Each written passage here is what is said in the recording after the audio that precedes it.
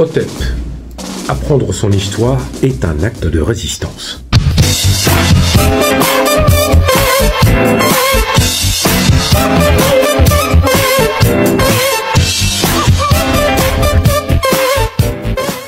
Alors que là, vous avez un captif qui, par exemple, a un certain talent, c'est un guerrier, ou alors c'est un potier, un forgeron, il va s'illustrer dans sa discipline en tant que captif, il va être donc sous une action de servitude. Vous pourrez dire qu'au-delà de la servilité, vous pouvez le qualifier d'esclave si ça vous fait plaisir, mais en tout état de cause, il va avoir des droits. Le droit de fonder une famille, le droit de s'installer, le droit d'avoir une maison.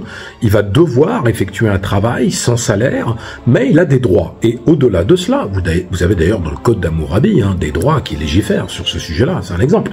Mais tout ça pour vous dire qu'il a des droits, mais surtout, il peut devenir citoyen de ce royaume. Il y a un processus d'assimilation.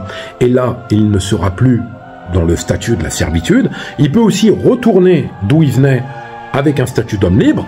Enfin, vous voyez, c'est beaucoup plus complexe qu'il n'y paraît, mais vous n'avez pas ce système barbare, inhumain, où on va capturer des individus en grand nombre, des enfants, des femmes, des hommes, et après on va les déporter. On va les déporter par bateau, on va les déporter par le Sahara, on va leur faire traverser des déserts où ils vont la plupart mourir, on va les castrer, etc., etc. N'allez pas commencer à défendre tout ça en disant « Oui, mais il y a des esclaves qui ont été des grands hommes, vous allez me citer un tel chevalier, etc. » Non, non et non.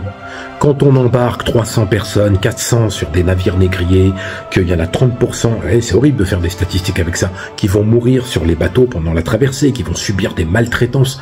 Enfin, je veux dire, il faut bien vous rendre compte de quoi on parle.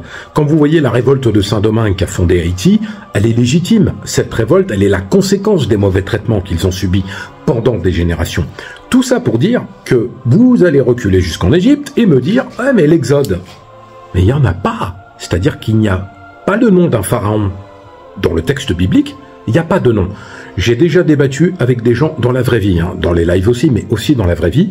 J'ai débattu en conférence, j'ai débattu en table ronde.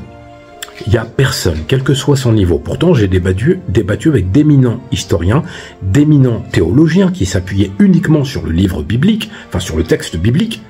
Il n'y a pas le nom du pharaon. On peut faire des suppositions. J'ai déjà publié plein de vidéos. C'est pas une question de contre-argumentation, c'est une question de source, c'est une question d'affirmation et de preuve. Moi je veux bien, mais quand vous avez des milliers d'individus qui sont mis en esclavage, selon la supposition biblique, ce serait après Joseph, qui devient ministre de Pharaon, Joseph fait venir sa famille, et après il meurt, et tout d'un coup, hop là, et enfant de ministre et tout, ils deviennent tous esclaves. Ça n'a aucun sens. Avec, tout d'abord, les lois de la Mahat en Égypte, avec la conception de la société égyptienne, ça n'a aucun sens. Il y avait de la servitude, il y avait des captifs de guerre, il y a la palette de Narmer, etc. Mais il n'y a pas d'esclavage de masse dans l'Égypte antique, ça n'existe pas. Les Égyptiens n'allaient pas faire des razzias pour aller capturer leurs voisins. Quand il y avait des guerres, bien entendu qu'ils allaient prendre des captifs et après les mettre en condition de servitude. Mais comme je l'ai dit, même en Égypte antique, il y en a qui devenaient des ouvriers salariés, qui devenaient des Égyptiens, qui accédaient à la citoyenneté. Vous voyez, c'est comme le mythe de dire que les pyramides auraient été construites par des esclaves. Jamais de la vie.